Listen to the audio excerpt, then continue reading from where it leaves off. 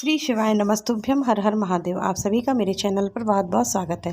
भगवान शिव जिनकी पुनीत पावन शिव महापुराण की कथा संपूर्ण विश्व कल्याण हेतु बुरहानपुर से आयोजित हो रही है। श्री अश्वत्थामा शिव महापुराण कथा के आज दूसरे दिन की कथा की संपूर्ण जानकारी पत्र तथा उपाय इस प्रकार है। कथा की शुरुआत में गुरुजी ने प्रशासन के अधिकारियों से अनुरोध किया कि जितने भी पीछे के गेट हैं वो बंद कर दीजिए। जितने भी वीआईपी हों या वीवीआईपी हों, जिनको हकीकत में भगवान शिव की कथा सुननी है, वह सुबह 6 बजे से आकर बैठे हुए हैं। आप समय पर आकर चिल्ला रहे हैं। इस पर गुरुजी ने प्रशासन अधिकारियों से विशेष अनुरोध किया। आज की कथा में पहली जानकारी, माता और पिता में एक अंतर होता है।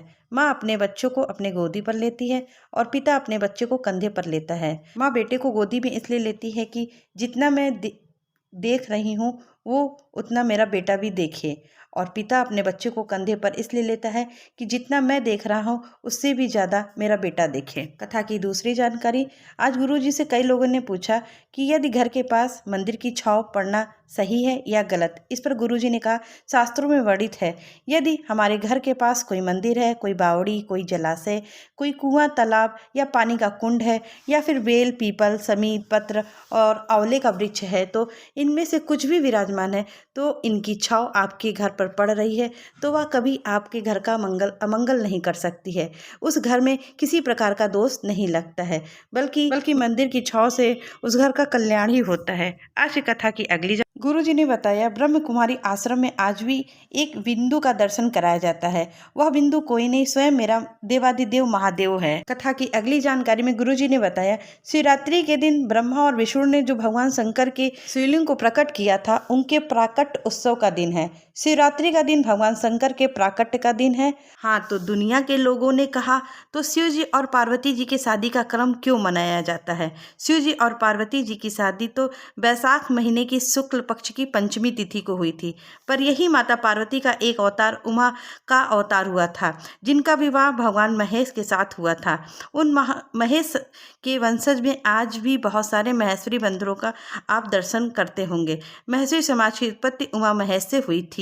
तो जो उमा माता और भगवान महेश का जो विवाह हुआ था वह शिवरात्रि के दिन हुआ था, इसलिए हम उनको शिव और पार्वती के विवाह से जोड़ लेते हैं। बढ़ते हैं कथा की अगली जानकारी की ओर।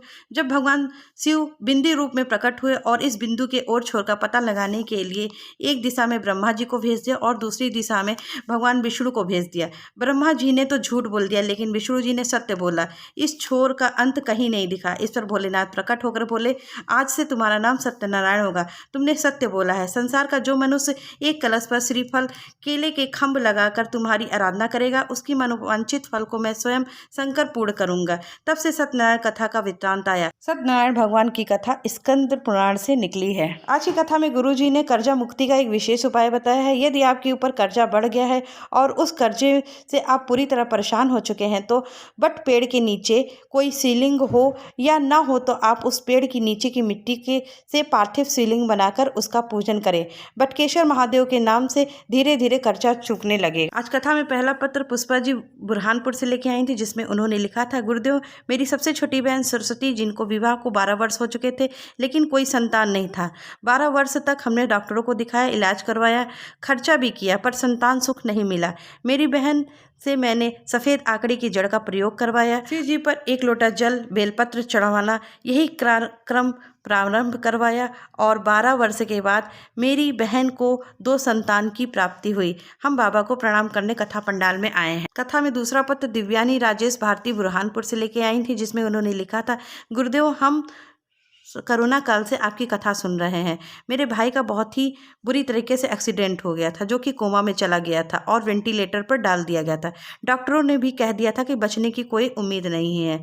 शरीर भी काम करना बंद कर दिया था, हिलना डुलना बंद कर दिया था, मेंटली भी काम करना बंद कर दिया था। डॉक्टर ने 48 घंटे का समय दिया था।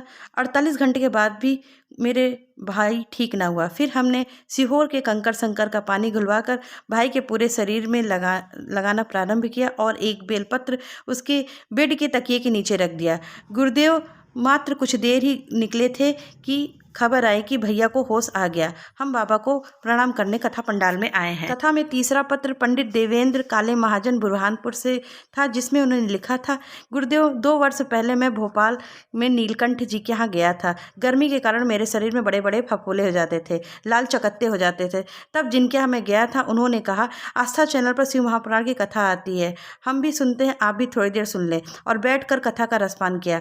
आपने शिव पर जल चढ़ाने का महत्व बताया। उसके अनुसार शिव जी पर जल, बेलपत्र और दूर्वा चढ़ाना प्रारंभ किया। शिव पे चढ़ा हुआ जल और बेलपत्र को खाना शुरू किया और जल को अपने शरीर पर लगाना प्रारंभ किया। सारे डॉक्टरों की दवाई पहले खा चुका था। सालों हो गए थे, वे फफेले गर्मी में टाइम पर हो ही जाते थे, मिटते ही नहीं थे। पर बाबा की ऐसी कृपा हुई कि मेरा शरीर आज की तारीख में पूरी तरह से स्वस्थ है। मैं एकदम से ठीक हो गया हूँ। मैं कथा पंडाल में बाबा का आभार प्रकट करने आया हूँ। कथा में चौथा पत्र किरण जी का खरगोन जिला से था, जिसमें उन्होंने लिखा था, गुरुदेव मेरी बेटी का भयंकर एक्सीडेंट हो गया था। वह उज्जैन महाकालेश्वर के दर्शन करने जा रही थी। एक्सीडेंट से बेटी का चेहरा पूरी तरह से बिगड़ गया था, यहाँ तक कि कंफर्म भी नहीं था कि वह बचेगी कि नहीं बचेगी। पर बाबा की कृपा से हॉस्पिटल हम ले गए। शिव जी पर चढ़ा हुआ जल कुंदकेश्वर महादेव के नाम से उसको औषधि खिलाना शुरू किया। हमारी बेटी धीरे धीरे होश में आ गई। हम उसी का आभार व्यक्त करने कथा पंडाल में आए हैं। कथा में 5वां पत्र सुनीता जी का बुरहानपुर से था, जिसमें उन्होंने लिखा था, गुरुदेव मेरी बेटी के विवाह 2014 में हुआ था, लेकिन उसके कोई संतान नहीं थी। काफ़ी इलाज करने के बाद भी उसे संतान सुख नहीं प्राप्त हुआ।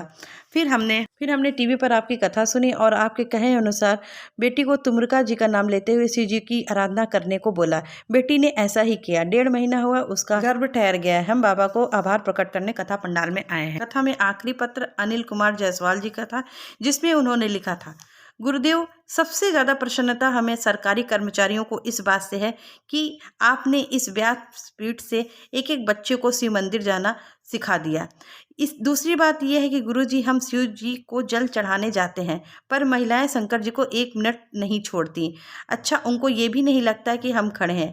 एक जल चढ़ाकर हटती है, दूसरी घुस जाती है, दूसरी हटती है, तीसरी आ जाती है, और इनमें आपस में इतना प्रेम होता है कि इशारे में ही बुला लेती है और हम खड़े के खड़े रहते हैं। और इस पर गुरुजी आप ही बताओ कि इस सारी समस्या का हल। इस पर गुरुजी ने कहा, माना शिव तुम्हारे हैं, तुम शिव के हो, पर मौका सभी को मिलना चाहिए। हृदय से शिव की आराधना सबको करना चाहिए। गुरुजी की अगली कथा सीहोर कुबरेश्वर धाम में आयोजित होगी। शिवरात्रि के पावन अवसर पर इस कथा का आयोजन होगा। इस कथा का नाम शिवरात्रि शिव महापुराण है। इस कथा का प्रसारण समय दोपहर 1 बजे से 4 बजे तक आस्था चैनल पर रहेगा। 16 फरवरी से 22 फरवरी तक सीहोर में भव्य रुद्राक्ष महोत्सव का आयोजन हो रहा है। आप सभी बड़ी संख्या में वहां पधारें। इस भव्य रुद्राक्ष महोत्सव में सम्मिलित होकर अपनी हाजिरी बाबा के चरणों में अवश्य लगाएं। वहां अपने साथ आप अपनी जरूरत की सामान अवश्य लेकर जाएं।